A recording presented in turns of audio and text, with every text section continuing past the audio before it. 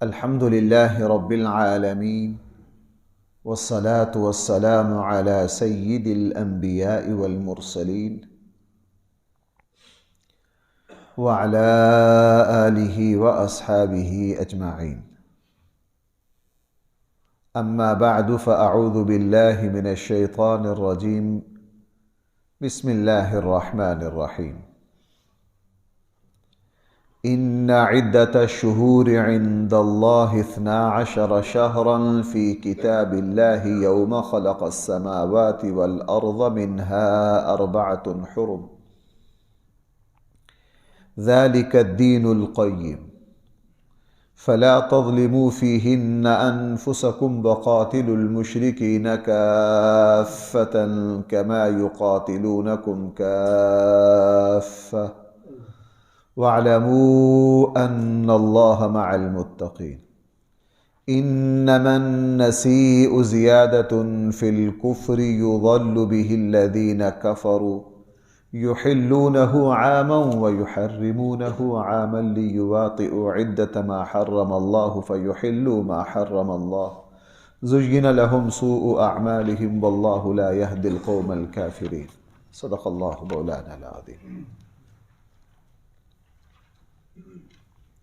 ان آیات میں قرآن کریم نے کافروں کے ایک گمراہی کا، ایک بہت بڑی نالائقی اور ان کی ایک بہت بڑی بددیانتی جس کی وجہ سے اسلام کی ساری عبادات غلط ہو سکتی تھیں، قرآن کریم نے اس کا ذکر کیا ہے۔ اس کی کچھ تفصیل یہ ہے کہ سیدنا ابراہیم خلیل اللہ علیہ السلام کے زمانے اور ان کی دین اور شریعت سے یہ بات چلی آ رہی تھی کہ اسلام میں 4 مہینے جو ہیں وہ عبادت کے لیے بہت افضل ہیں اور ان میں ہر طرح کی جنگ کرنا حرام ہے۔ قرآن نے بھی ان کا ذکر کیا، الشہر الحرام بالشہر الحرام والحرمات قصاص۔ قرآن نے بھی ان 4 مہینوں کا ذکر کیا۔ وہ 4 مہینے کون سے تھے؟ 3 تو مسلسل تھے، ذوالقعدہ، ذوالحج بڑید والا مہینہ اور محرم، یہ 3 تو مسلسل ہے، ذوالقعدہ، ذوالحجہ اور محرم، یہ 3 مسلسل تھے۔ اور ایک تھا رجب جو شعبان اور رمضان سے پہلے آتا ہے، ابھی اگلا مہینہ اسلام کے اعتبار سے آگے وہی مہینہ شروع ہونے والا آگے جا کے۔ تو یہ 4 مہینے تھے، رجب، ذوالقعدہ، ذوالحجہ، محرم۔ ان 4 مہینوں میں عبادت کرنا دوسرے مہینوں سے افضل تھا حضرت ابراہیم علیہ السلام کی شریعت میں، اور حضور کے زمانے تک سارے نبیوں میں یہی بات چلی آئی۔ ان 4 مہینوں میں آپس میں جنگ بھی نہیں کر سکتے تھے، قتال بھی نہیں کر سکتے تھے۔ اگر عربوں کے یہاں کوئی باپ کا قاتل بھی ان مہینوں میں سامنے پھر رہا ہے، اس کو کچھ نہیں کہتے تھے، کہ چونکہ ان 4 مہینوں میں جنگ کی اجازت نہیں ہے۔ اسلام میں پھر ان 4 مہینوں میں جنگ کا جو حکم ہے وہ تو منسوخ ہو گیا۔ ہاں اتنا ضرور ہے کہ ان 4 مہینوں میں جو عبادت ہے وہ عبادت کرنا افضل ہے۔ شاہ ولی اللہ رحمہ اللہ کی رائے یہ ہے کہ ان 4 مہینوں میں جنگ کا حکم اب بھی باقی ہے، لیکن بس تفصیل یہ ہے کہ ان 4 مہینوں میں جنگ کرنے میں پہل نہیں کر سکتے۔ اگر تم پر کوئی جنگ کرے تو تم اس کا جواب دے سکتے ہو، جیسا صلح حدیبیہ جو آ رہی تھی وہ انہی 4 مہینوں میں، ذوالقعدہ ہی میں صلح حدیبیہ ہوئی تھی، اور کافروں نے حملہ کرنے کی جب کوشش کی صلح حدیبیہ کے موقع پر تو صحابہ کرام بھی مقابلے کے لیے تیار ہو گئے۔ یہاں سے شاہ ولی اللہ دلیل لیتے ہیں کہ ان 4 مہینوں میں جنگ میں پہل نہیں کر سکتے، اگر تم پر کوئی جنگ مسلط کرے تو جواب دے سکتے ہو۔ اور حقیقت یہ کہ جنگ کے سارے احکام ان 4 مہینوں میں اب ختم ہو گئے۔ ہاں ان 4 مہینوں میں عبادت کرنا افضل ہے۔ بہرحال یہ 4 مہینے چونکہ مکہ کے جو مشرک تھے، عرب کے جو مشرک تھے، اپنے آپ کو حضرت ابراہیم علیہ السلام کی اولاد کہلواتے تھے، تو ان کے یہاں یہ اصول تھا کہ ان 4 مہینوں میں جنگ نہیں کر سکتے۔ دوسرا مقصد ان کا یہ تھا کہ ذوالقعدہ، ذوالحجہ، محرم میں حج ہونا ہوتا تھا، تاکہ امن کے ساتھ، چونکہ ان لوگوں کا پیشہ ہی قتل و غارت، چوری ڈکیتی، لوٹ مار سے ہی عرب قبائل اپنا کام چلاتے تھے۔ ان 4 مہینوں میں 3 حج، ایک حج والا، ایک حج سے پہلے والا، ایک حج کا بعد والا، ان 3 مہینوں میں بھی وہ جنگ بندی رکھتے تھے تاکہ آسانی سے بھائی کیا ہو سکے، حج ہو سکے، اور رجب میں بھی تاکہ کوئی عمرہ کرنا چاہے تو آسانی سے عمرہ کر لے۔ یہ تو تھی پہلی شریعتوں کی تفصیل۔ پھر رسول اللہ صلی اللہ علیہ وسلم کے زمانے میں حضور سے بہت پہلے سے عربوں کی یہ بددیانتی چلی آ رہی تھی، وہ کئی طرح سے بددیانتی کرتے تھے۔ اس میں ذرا پہلے یہ بات ذہن میں رکھیے، چلے اس کو میں آگے جا کے عرض کرتا ہوں، پہلے یہ دیکھ لیجئے کہ انہوں نے کر کیا رکھا تھا۔ انہوں نے 2 وجہ سے مہینوں میں کمی زیادتی کی، اور کئی اعتبار سے کمی زیادتی وہ کرتے تھے۔ یہ مہینوں میں آگے پیچھے گڑبڑ وہ کیوں کرتے؟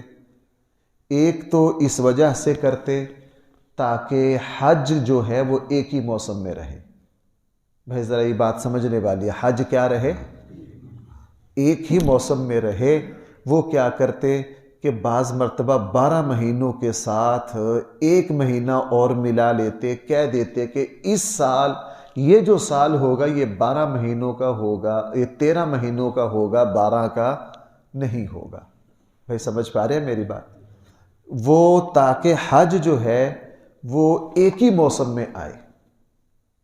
حج جو ہے بھائی وہ کہاں آئے؟ اسلام کا مزاج یہ نہیں ہے، اس کی تفصیل میں اگلی آیت میں عرض کرتا ہوں۔ وہ مہینوں میں کمی زیادتی کرتے، ایک تو اس وجہ سے کہ حج ایک ہی موسم میں رہے، گرمی سردی میں حج گرمی میں نہ جائے، آسان رہے۔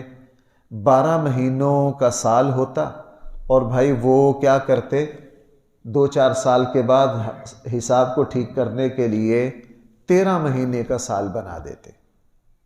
ایک کام یہ کرتے۔ دوسرا وہ یہ کرتے، اگر ان کی جنگ چل رہی ہے کسی سے، جنگ چلتے چلتے رجب کا مہینہ آ گیا اور اس میں جنگ ہو نہیں سکتی، وہ کہتے جی اس مرتبہ جو رجب ہے نا وہ چلا گیا شعبان کی جگہ، اگلے مہینے کو رجب قرار دے دیتے اور آگے والے مہینے کو اٹھا کے یہاں لے آتے تاکہ ہمارے لیے بھائی جنگ کرنا کیا ہو جائے، حلال ہو جائے۔ اگر ان کی جنگ چل رہی یا اوپر سے حج کے مہینے ذی القعدہ ذی الحج شروع ہو گئے، وہ کیا کرتے، وہ کہتے بھائی یہ جو ذی الحج کے 2 مہینے ہیں نا ان کو ہم آگے کر رہے ہیں، سفر اور ربیع الاول، ربیع الاول اور سفر کو اٹھا کر یہ قرار دے دیتے۔ اس کو نسی کہتے ہیں۔ قرآن نے اس کو کفر قرار دیا ہے۔ کیوں؟ قرآن کریم نے یہاں یہ بات فرما دی کہ اللہ نے جب سے زمین و آسمان کو بنایا ہے بھائی اس وقت سے ہی سال کے کتنے مہینے ہیں؟ 12 مہینے۔ قرآن نے کہا ان عدت الشہور عند اللہ 12 شہرا فی کتاب اللہ یوم خلق السماوات والارض۔ اللہ نے جب سے زمین و آسمان کو پیدا کیا ہے، اللہ تعالیٰ نے بھائی سال کے کتنے مہینے رکھے ہیں؟ 4۔ یہ جو 12 مہینے رکھے ان میں سے فرما دیا منہا 4 حرم، جو 4 مہینے ہیں وہ حرمت والے۔ تو یہ اس طرح کرتے ہو۔ رسول اللہ صلی اللہ علیہ وسلم کی زندگی میں جب حج فرض ہوا تو وہ 9ویں ہجری تھی۔ بھائی وہ کون سی سن تھی؟ 9ویں۔ حضور علیہ السلام خود تشریف نہیں لائے اس حج میں۔ آپ علیہ السلام نے سیدنا صدیق اکبر رضی اللہ عنہ کو امیر حج بنا کر بھیجا۔ اس سال بھی ہو کیا رہا تھا؟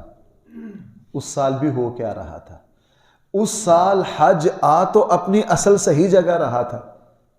ذی الحج کی 8، 9، 10 کو ہی حج آ رہا تھا، لیکن کافروں نے کیا کیا؟ کافروں نے اس سال حج کو، ذو الحج کے مہینہ کو ذو القعدہ کا مہینہ قرار دے دیا۔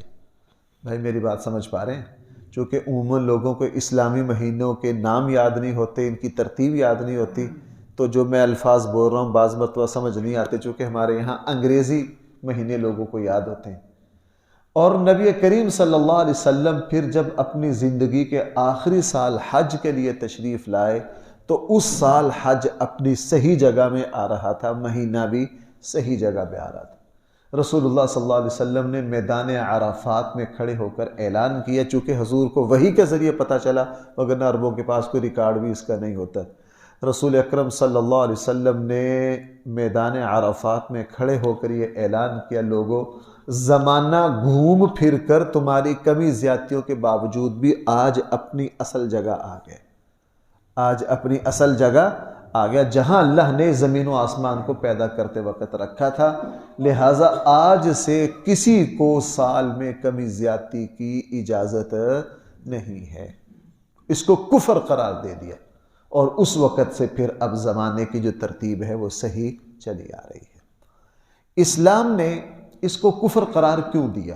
وجہ یہ ہے کہ اگر اس طرح دنوں میں مہینوں میں کمی زیادتی کی جانے لگے، کبھی سال کے 12 مہینے اور کبھی 13 مہینے، اور اگر یہ کمی زیادتیاں ہوتی رہیں تو جناب زکوٰۃ سال کے بعد فرض ہوتی ہے، اس کا حساب گڑبڑ ہو جائے گا، حج اپنی جگہ نہیں آ پائے گا، رمضان کے روزے اپنی جگہ نہیں قائم رہیں گے، اسلام کے احکام چاند سے وابستہ ہیں، چاند کی تاریخ سے وابستہ ہیں، بھائی پھر کوئی بھی عبادت اپنی اصل جگہ نہیں رہے گی تو سارا نظام درم برم ہو جائے گا۔ اس لیے اسلام نے اس پر سختی سے پابندی لگا دی کہ جو ہفتہ ہے بھائی اس کا کتنے دن رہیں گے، اور مہینے میں کتنے ہفتے رہیں گے، اور سال میں 12 مہینے رہیں گے۔ اس میں یہ اب دین کا بنیادی حکم ہے، اس میں کسی طرح کی کمی زیادتی نہیں ہو سکتی۔ اب اگلی بات ذرا سمجھ لیجئے کہ اسلام نے اپنے احکامات کو وابستہ کیا ہے چاند کی تاریخوں سے۔ بھائی کس سے وابستہ کیا ہے؟ ویسے جائز سورج ہمارے یہاں جو انگریزی مہینے جو شمسی مہینے کہا جاتا ہے وہ بھی بالکل جائز ہے، وہ بھی سورہ یونس میں قرآن کریم نے ان کا بھی ذکر کیا۔ ہمارے یہاں یہ مشہور ہو گیا اسلامی مہینے اور انگریزی مہینے، ہم جو شمسی نظام ہے اس کو اسلامی نہیں کہتے، حالانکہ بھائی شمسی نظام بھی کیا ہے؟ اسلامی ہے۔ اس کا ذکر کہاں ہے؟ سورہ یونس کے پہلے رکوع میں۔ بھائی کہاں ہے اس کا ذکر؟ سورہ یونس 11واں پارہ، سورہ یونس اس کا پہلا رکوع، پہلے رکوع میں قرآن کریم نے نظام شمسی کا ذکر کیا ہے، اس کا ذکر بھی قرآن میں ہے۔ لیکن شریعت کا حکم یہ ہے کہ مسلمان اپنی عبادات کو وابستہ رکھیں گے بھائی قمری مہینوں سے، جن کو ہمارے یہاں کہتے ہیں اسلامی مہینے۔ اس لیے اب اسلامی مہینوں کو یاد رکھنا مسلمانوں پر فرض ہے۔ اگر مسلمان اس کو بھلا دیں اس نظام کو تو سارے مسلمان گناہگار ہوں گے، سارے مسلمان بھائی کیا ہوں گے؟ تمام اسلام کی عبادات، حج چاند کے اعتبار سے، رمضان چاند کے اعتبار سے، خواتین کی جو عدتوں کا نظام ہے وہ بھائی کس اعتبار سے؟ چاند کے اعتبار سے۔ اگر کسی خاتون کے شوہر کا انتقال ہو جائے وہ 4 ماہ 10 دن عدت پوری کرے گی، بھائی کس اعتبار سے کرے گی؟ وہ چاند کے اعتبار سے کرے گی۔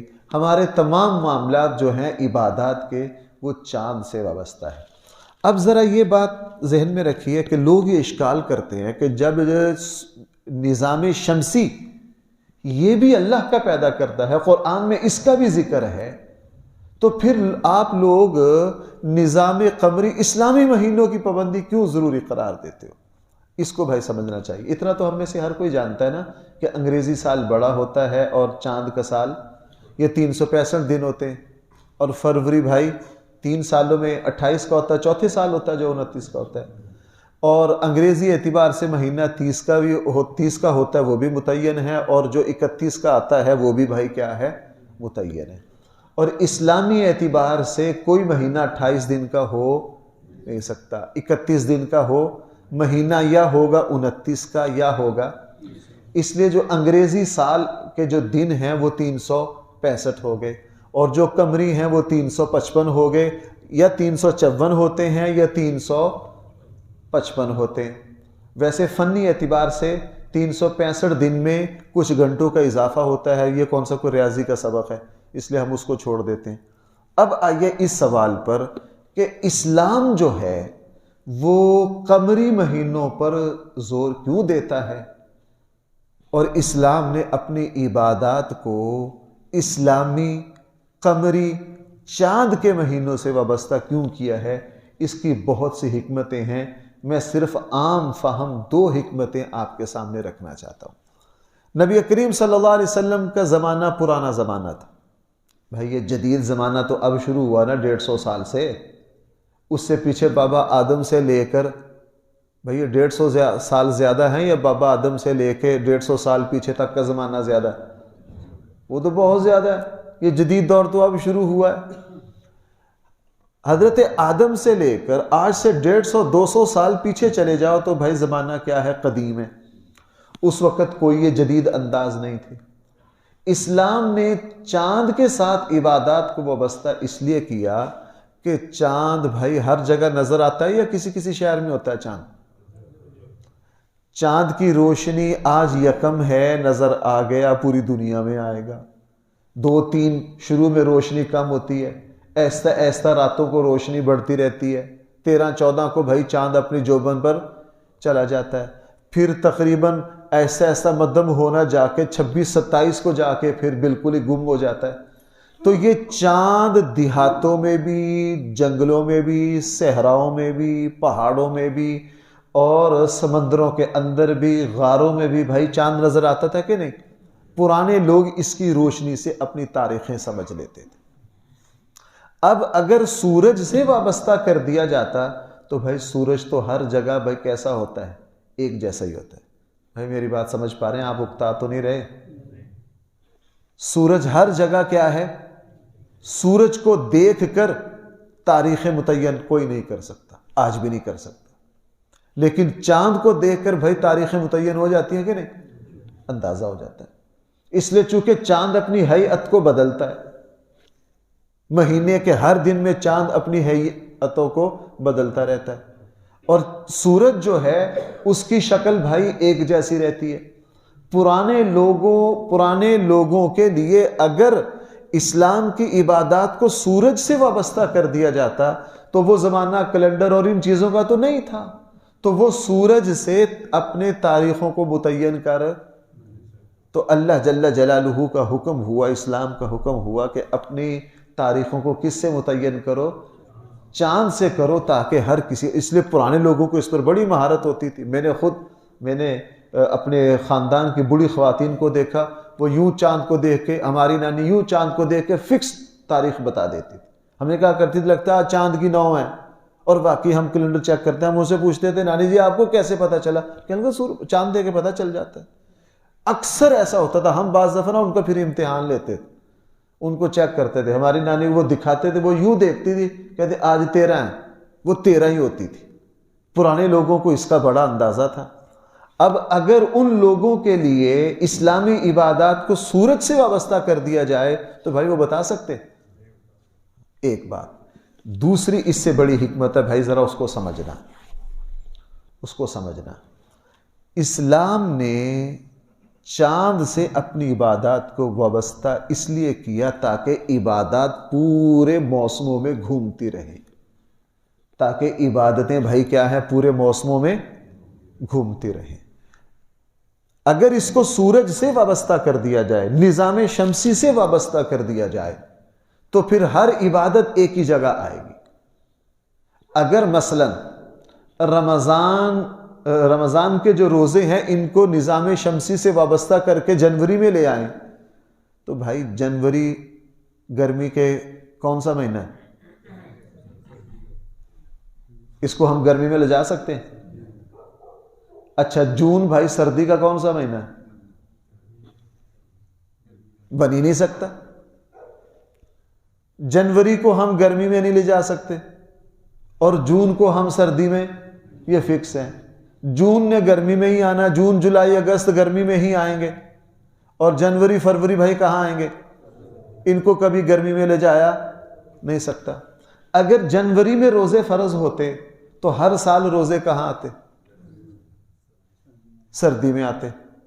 اچھا اگر روزوں کو فرض کر دیا جاتا ہے جولائی میں تو پھر ہر سال روزے کہاں آتے؟ ہاں کسی نے رکھنے بھی، تو اسلام نے وابستہ کیا کس سے؟ چاند کے نظام سے۔ اب تقریباً جو 50 سالہ آپ میں سے اکثر ماشاءاللہ وہ ہیں جنہوں نے اپنی زندگی کی 50 بہاریں دیکھ لی ہیں، تو بھائی آپ نے رمضان کے روزے ہر موسم میں رکھے ہیں یا صرف سردی گرمی میں رکھے؟ ہر موسم میں رکھے۔ جس کی اوسطاً 50-60 عمر ہو نا، 50 سال یا 60 سال، وہ سال کے سارے موسموں میں رمضان کے کیا کرتا ہے؟ روزے رکھتا ہے۔ اس لیے شریعت نے یہ آسانی رکھی۔ اگر اس کو نظام شمسی سے وابستہ کر دیا جائے حج کو، پھر حج مخصوص دنوں میں، مثلا اگر حج فرض کر دیا جاتا جنوری میں، اور جنوری میں ہمارا جو جنوبی ایشیا کا جو موسم ہے وہ سخت سردی کا ہوتا ہے، دھندیں ہوتی ہیں، کوئی کسی کی بھی فلائٹ وقت پر نہ پہنچتی۔ اب حج کیا کرتا ہے؟ نظام قمری سے وابستہ ہے، تو بھائی اس کی تاریخیں بدلتی ہیں کہ نہیں؟ مثلا ابھی شدید گرمی میں ہے حج، لیکن 3-4 سال کے بعد آپ دیکھیں گے ابھی روزے جو ہیں بھائی وہ گرمی سے تقریباً نکل رہے ہیں، گرمی سے کنارے پر آ گئے ہیں، اور 1-2 سال کے بعد بالکل بہترین موسم میں آ جائیں گے، اور آگے جا کے سخت سردی میں آ جائیں گے۔ ہم میں سے اکثر حضرات نے گرمی کے روزے بھی رکھ لیے ہیں اور سردی کے بھی، بعض نے گرمی کے 2 رکھ لیے ہیں، بعض نے گرمی کے 2 رکھ لیے ہیں، سردی کے بھی 2 رکھ لیے ہیں۔ تو اس لیے شریعت نے اپنی عبادات کو بھائی کس سے وابستہ کیا ہے؟ نظام قمری سے کیا ہے، اسلامی مہینوں سے کیا ہے، شمسی سے نہیں کیا۔ اب ذرا ان آیات کا ترجمہ دیکھ لیجئے۔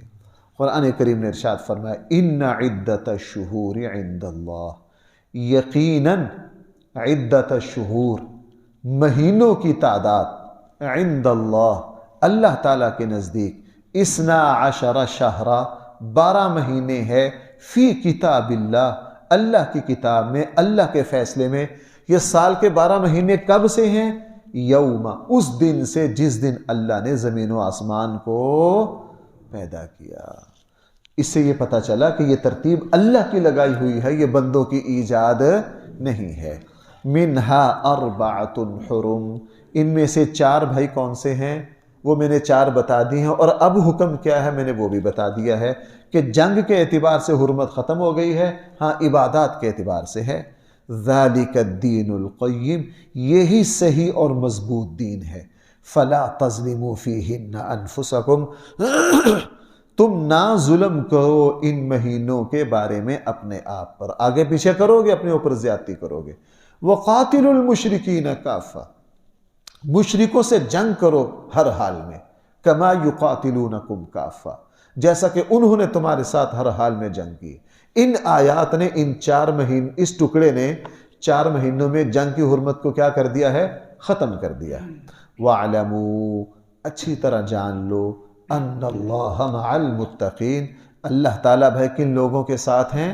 اللہ کی طاقت پرہیزگاروں کے ساتھ۔ انما النسیء، یہ دنوں کو پیچھے لانا، مہینوں کو پیچھے لانا، زیادۃ فی الکفر، یہ کفر میں زیادتی۔ اس لیے اب مہینوں کے آگے پیچھے لانے کو، وہ جب وہ کئی سال پہلے ہمارے یہاں بھی وہ گھڑیاں بھائی 2 گھنٹے آگے پیچھے کی تھی نا، اس وقت بھی روکا گیا تھا کہ یہ نہ کرو، یہ نہ کرو۔ بہرحال یضل بہ الذین کفروا، گمراہ کر دیا جائے گا اس حرکت کے ذریعے ان لوگوں کو جنہوں نے کفر کیا۔ یحلونہ عاما ویحرمونہ عاما، 1 سال وہ 1 مہینے کو حلال قرار دے دیتے ہیں اور اگلے مہینے میں اس کو حرام قرار دیتے ہیں۔ ایسا کرتے کیوں ہیں؟ لیواطئوا عدۃ ما حرم اللہ، تاکہ گڑبڑ کر دیں اس عدد کو جس کو اللہ تعالیٰ نے حرمت والا پیدا کیا ہے۔ فیحلوا ما حرم اللہ، اور حلال کر لے ان مہینوں کو جن کو اللہ تعالیٰ نے حرام قرار دیا۔ اشہر حرم، یہ جو 4 مہینے تھے اس میں اونچ نیچ کرتے تھے۔ زُيِّنَ لَهُمْ سُوءُ أَعْمَالِهِمْ، خوبصورت بنا دیا ہے ان کے لیے شیطان نے ان کے برے عملوں کو۔ واللہ لا يهدي القوم الكافرین، اللہ جل جلالہ کافروں کو، اپنی ذات کے انکار کرنے والوں کو کبھی بھی سیدھی راہ نہیں دکھاتے ہیں۔ اللہ تعالی ہم سب کو صحیح فہم عطا فرمائے۔ الحمدللہ رب العالمین، والصلاة والسلام على سید الانبیاء والمرسلین وعلى آلہ واصحابہ اجمعین۔ ربنا آتنا فی الدنیا حسنہ وفی الآخرة حسنہ